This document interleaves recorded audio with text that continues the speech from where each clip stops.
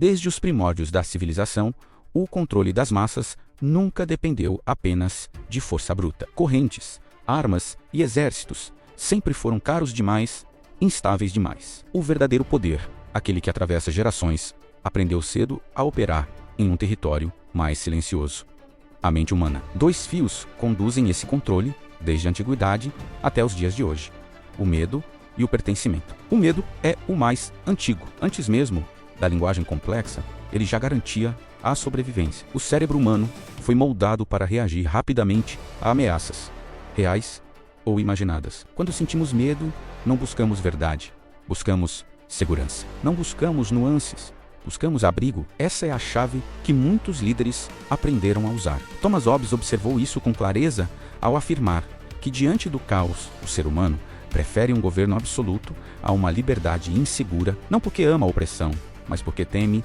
o vazio. O medo cria urgência, e onde há urgência, não há tempo para pensar. Ao longo da história, líderes entenderam que não precisam criar um inimigo real, basta criar a sensação de ameaça, um colapso iminente, um grupo externo, uma decadência moral, uma conspiração invisível. O perigo não precisa ser visível, ele precisa ser crível.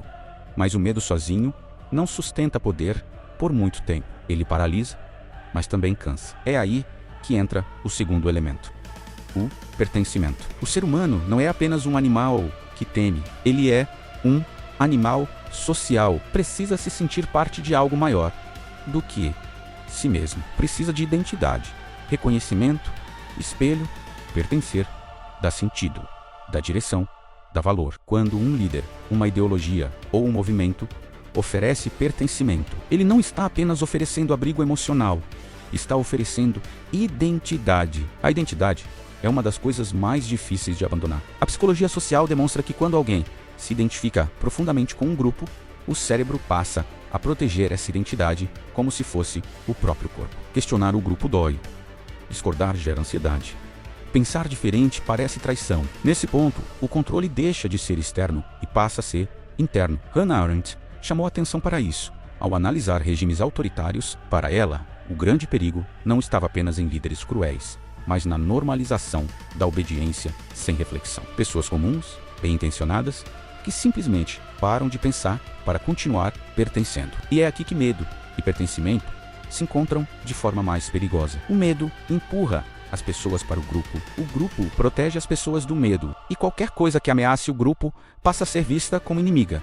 Esse ciclo cria uma prisão invisível. Ao longo da história, os líderes mais eficazes não foram necessariamente os mais inteligentes ou violentos, mas os que souberam contar histórias simples em momentos de angústia. Histórias com vilões claros, heróis definidos e promessas de redenção. Histórias que eliminam a complexidade do mundo em troca de conforto emocional.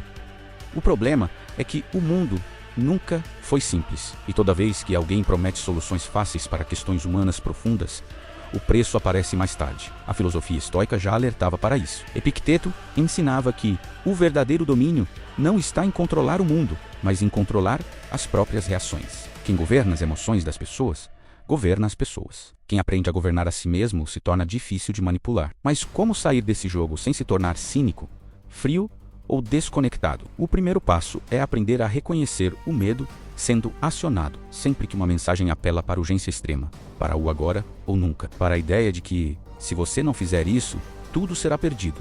Vale a pausa. Medo não é prova, é sinal.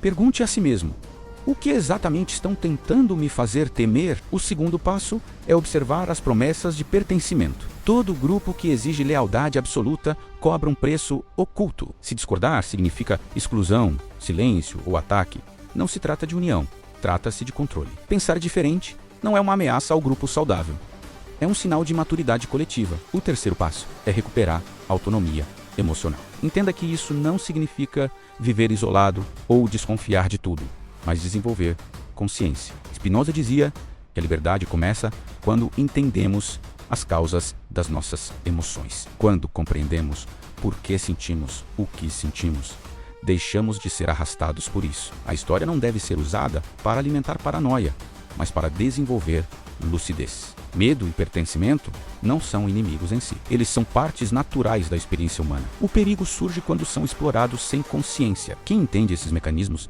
Não precisa fugir do mundo, nem rejeitar grupos, nem se fechar em si mesmo. Precisa apenas enxergar com mais clareza. Porque o verdadeiro antídoto contra o controle não é a revolta constante, é a compreensão profunda. E toda vez que alguém tenta controlar você pelo medo ou pelo pertencimento cego, uma pergunta simples pode devolver sua liberdade. Isso me fortalece como indivíduo consciente, ou apenas me mantém obediente. E você, já se sentiu controlado pelo medo ou desejo de pertencimento? Deixe seu comentário abaixo, já se inscreve no canal e ative o sininho para notificações. Obrigado e até a próxima.